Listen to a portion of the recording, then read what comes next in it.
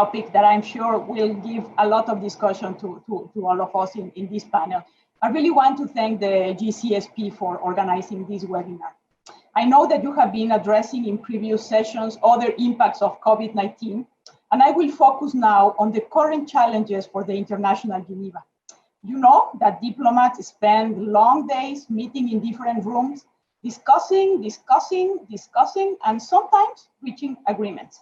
So person-to-person contact is a key feature of diplomacy, and now with lockdowns in place, the dynamics of multilateralism are affected and we need to adapt. We are in that process. I don't think we are ready absolutely yet. But before coming into the more practical aspects, I just would like to make some references to the international context. First, that this crisis arrives when multilateral institutions are facing serious challenges. We have many open fronts. We have a very complex political landscape. We don't have a clear leadership. Major powers are exchanging accusations among themselves. Second, the seriousness of the pandemic and the many uncertainties around the virus forced some countries to concentrate in their immediate priorities. In this context, we saw during this crisis resort to unilateral measures, some contrary to international agreements. We saw closure of borders. We saw the disruption of supply chain. We saw export bans, particularly of medical supplies. And the third is that this pandemic made inequalities more visible, exacerbated existing ones. We saw domestic violence, we saw the lack of adequate health services, xenophobia, discrimination, poverty, and it really showed that international community is lagging behind the Agenda 2030. And I mention all these difficulties because they have an impact in trust. I think Beatrice mentioned the reference to trust, and I think it's very important. Without trust, it's very difficult to build effective mechanisms to resume the multilateral work while lockdowns are in place. Procedures may be as burdensome as delegations would like. Because they are linked to substance. And this explains the different responses from organization to organization. I have been in multilateral arena for many years. I don't want to say how many, but I have been many years. And believe me that some 15, 20 years ago, decision-making was less difficult than today. And with these remarks, I just go back to the specific impact of COVID-19 in the multilateral world. First, I want to say that no organization was prepared to conduct virtual work. We use technology, but only as an auxiliary tool, not as the main way to interact. And as such, we don't have a reliable platform that facilitates discussion in different languages. And the rules of procedure of the different bodies do not regulate virtual work. We saw that in New York as well, where the General Assembly, Security Council, and the ECOSOC had to agree in the respective procedure for virtual meetings and for adoption of decisions. And they are trying to do the least possible because it's very difficult to negotiate in virtual settings. And in Geneva, the situation has evolved since early March. But many questions, and I think this was also mentioned by previous speaker, remain on the table. I think March was a very difficult month for International Geneva. With the exception of WHO, that was of course in the center of the attention of the world, the rest of the bodies were more in a reflection mood. In April, it was clear that virtual tools were going to be the only ones available, and all organizations started discussing how to organize the work and how to agree on priorities. And this is why in April, we saw a lot of informal meetings, and also we start talking about the Zoom fatigue. That, let me tell you, that remains until today. We are really fatigued of all these Zoom meetings.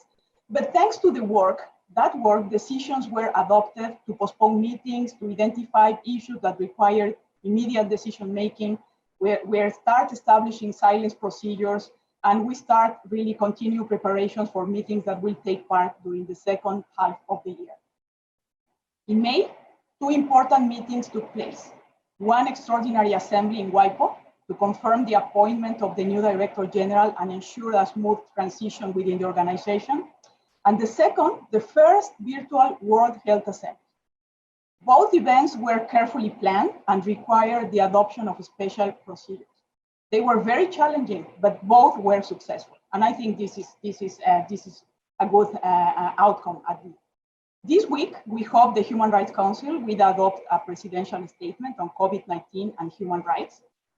And because there is no body more regulated than the Human Rights Council, the very fact that member states were able to negotiate a text and agree on a silent procedure to adopt it is in itself an achievement. Now we are at the end of May, preparing to resume work, first probably through hybrid meetings during June, particularly the Conference of Disarmament and the Human Rights Council. We are still discussing procedures to facilitate the conduct of business, and although delegations are still concerned about in-person meetings, I think we all know that we need to move forward.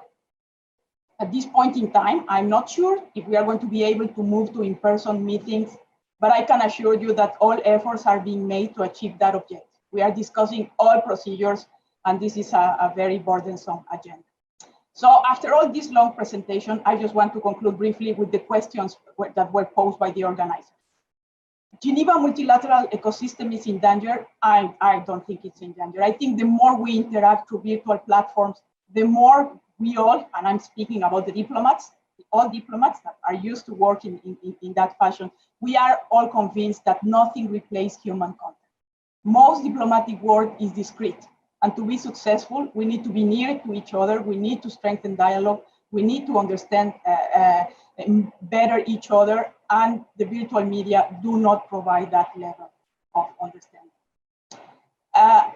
Can the current technological solutions provide a reliable solution for the numerous international meetings normally held in Geneva? I don't think so for the time being. I think we don't have a platform, I mentioned that. And it has taken a lot of time for UNOC to be prepared, even with the software. And we have witnessed the many shortcomings of virtual meetings. I think this tendency will continue in the future, of course, but I'm not very sure it will be as successful and in person. And of course, diplomatic practices need to evolve, and we have to identify best how to use and how to interact with technology. I think there are many advantages also mentioned by some of the previous speakers. They will open conversations. They will ensure more inclusiveness of other voices. And of course, something very important, they will reduce the carbon footprint. However, nothing replaces human-to-human contact.